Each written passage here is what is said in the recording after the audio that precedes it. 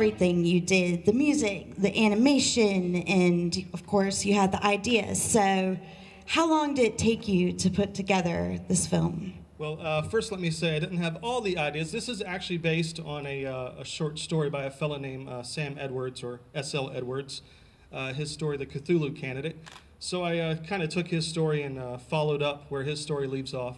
But yes, it took me about 6 months to do this in spare time, on and off. So yeah.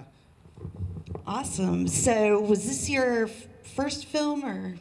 No, I've actually animated quite a few little music videos for my own personal projects. So this is probably like maybe number 5 or something. I've actually done one short film, live action, and that would be a nice little movie I did with my dad. It's called Piece of Cake. It's much happier than this. My dad baking a cake, basically, if you want to watch that. Cool. Yeah, that sounds great. So what has inspired you to become a filmmaker?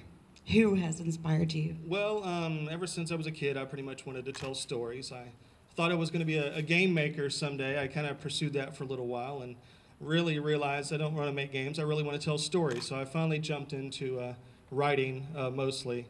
And so filmmaking, of course, greatest inspirations would be John Carpenter, George Romero, Lucio Fulci, Dario Argento, a lot of those guys.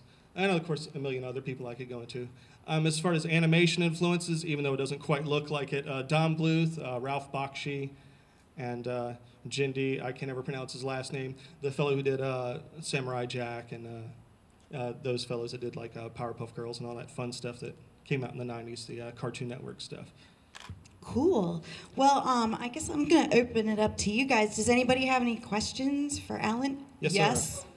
Which came first, the song or the movie? Well, definitely the song. When I read Sam's story, I came up with some lyrics and I threw them by him just to see if he was humored by it, and he seemed on board with it. So I said, okay, I'll go with it. And I wrote a song. I didn't tell him I was actually going to do a video, so I kind of waited, a few months before I popped that on him. And yeah, so the song came first. Well, the song was great too. Thank you. Appreciate that. Yes, sir. I have 4 quick questions. Sure. What did you use to create the animation? A software package called Anime Studio Pro. It's really one of the more affordable packages. It can do pretty much anything some of the major packages do. It is actually used by professionals, but it was more in my price range, so I went with it. If you've ever used Flash or something like that, it's definitely more of a animation tool devoted to animation as opposed to Flash, which is sort of like, animation seems to be a sort of a byproduct for that, although a lot of people have done stuff with it. Did you have any help with it? No, sir. And the vocals, that was all done by you? Yes, sir. And the music soundtrack? Yes, sir. And lastly, how did you expect the profit? Profit?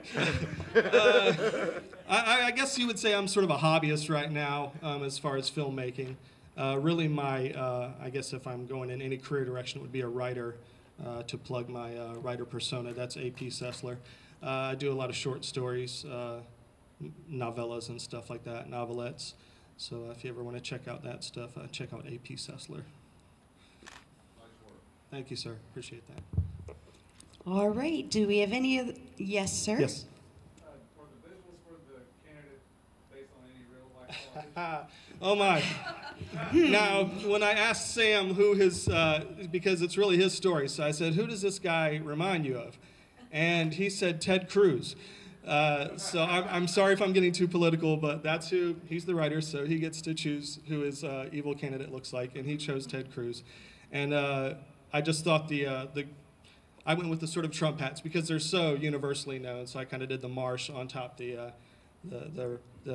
orange hat instead of a red hat. So. Very nice. Thanks for being here again, Alan. Oh, my pleasure.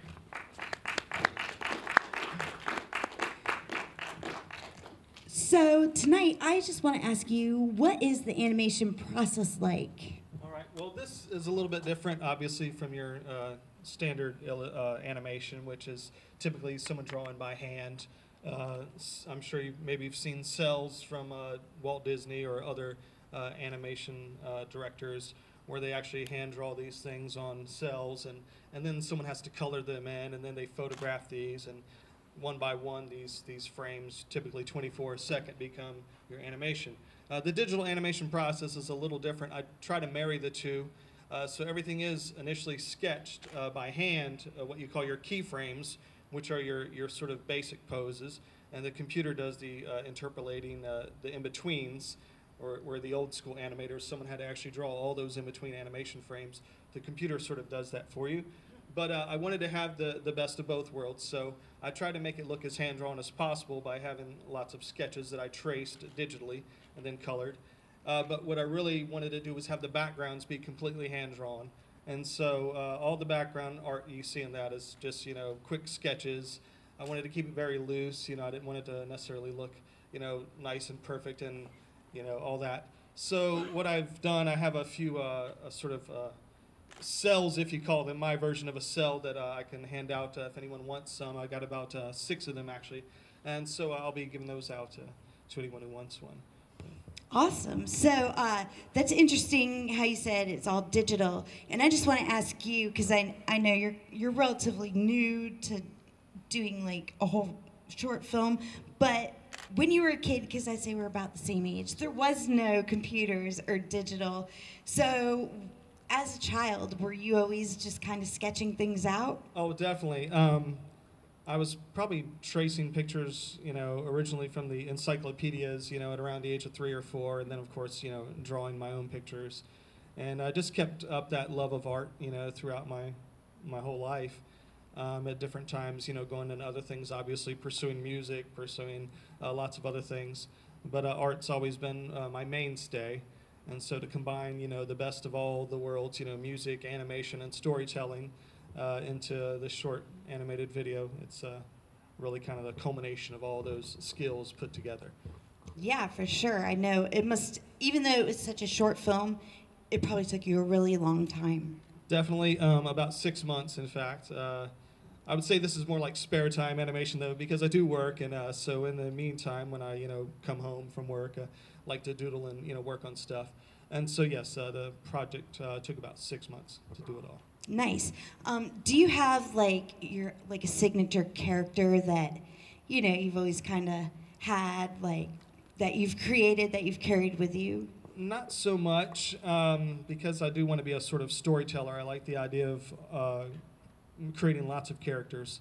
But the animation style, although it doesn't look much like it, I was really inspired by Don Bluth from, the early days. And a lot of people don't know that he didn't just do major films, like American Tail and stuff like The Secret of Nim and all that. He also did a video game called Dragon's Lair, and I don't know if anyone's old enough to remember the Laserdisc craze that came to the arcades, but I was definitely a video game nerd.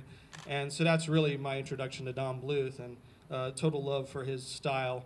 And then Ralph Bakshi, who did movies like Wizards and American Pop, some other stuff that's really cool. I like his style, and also the style of Jindy, and I always can't say his name. This fellow who did Samurai Jack, and you have some other fellows with him, Zach McCracken. They did Powerpuff Girls and a lot of the cool 90s cartoons. So I kind of took all those sort of influences and somehow came up with my style. So my characters do have a sort of in-between look, something like that between Samurai Jack and Dragon's Lair, sort of that mixture of half realism, half cartoony look. So. Cool, very awesome. Well, I guess we'll see if anyone from our audience, do you have any questions for Mr. Allen PostScript? Yes. Hi, Alan. Great Hi. job. Thank you. The score, the music was very strong. The book that opened with the dancing dust mites, Mhm. would I be on target to say that was representing a Bible? Not so much. Well, maybe H.P. Lovecraft's Bible, the Necronomicon, was one of his devices. And I totally forgot to give props to H.P. Lovecraft last night when you asked who influenced this. A writer named Sam Edwards, S.L. Edwards, his short story. And of course, he was basing his story off of the whole Cthulhu mythos by H.P. Lovecraft. So one of his big plot devices is the Necronomicon, a sort of, all-encompassing occult book of knowledge. And so you see the scene in there where, the guy's swearing on the Bible, and then it turns into the Necronomicon, sort of, the worst thing that could possibly happen to the guy that's going to be leading your country is, to be, just totally desecrated, the Word of God into being this evil book, and then next thing the destruction of the world comes. So it's pretty much, it's about as much nightmare fuel as I could put in that scene. So. Nice. So it was a horror film after all. In a sort, yes. It was definitely a comedic touch to it. If you're familiar with the works of Lovecraft, there's a lot of tongue-in-cheek lyrics in there. In's the mouth of babes. One of his towns is Innsmouth, and that's where these sort of fish people live. So you got the fish face people that you kind of saw throughout the video. I'm the Dagon best candidate. Dagon is the god that they worship in Innsmouth. So lots of tongue-in-cheek little things in there if you know Lovecraft that you'll catch. Cool. Well, that was awesome. I don't personally know Lovecraft, but I thought you did a great job. Well, and it's you. amazing that you did all of that yourself. Well, thank and just, we're glad that, you brought it to us, even though it's, not your full-time job and it's just your passion and you love to do it. And we're just very thankful that you shared that with us. Well, thank you. And speaking of sharing, Alan has brought some things and he's going to sign them because... Right? Or Well, they technically already signed? Okay, and they're laminated. yes. So if you basically want something He's like a an little animation prepared. cell, maybe one day if I ever do become famous, you can sell it on eBay. That's for a lot of right. money. That's right. So- And you said you had 6 of them. Yes. So 6 lucky members of you out there. If you want to If you maybe want one, hand them out. they're for use. Well, like I said, they can come up and get them if they like after our block, maybe whatever. All I right. don't want to pressure anyone into taking anything. I think they're going to be like I'm not gonna fighting each cry if other you to don't take take them. anything. All right. Well, all right. So after we'll do it before the orange carpet after our next horror block. And thank you again for being here. Thank you for having me.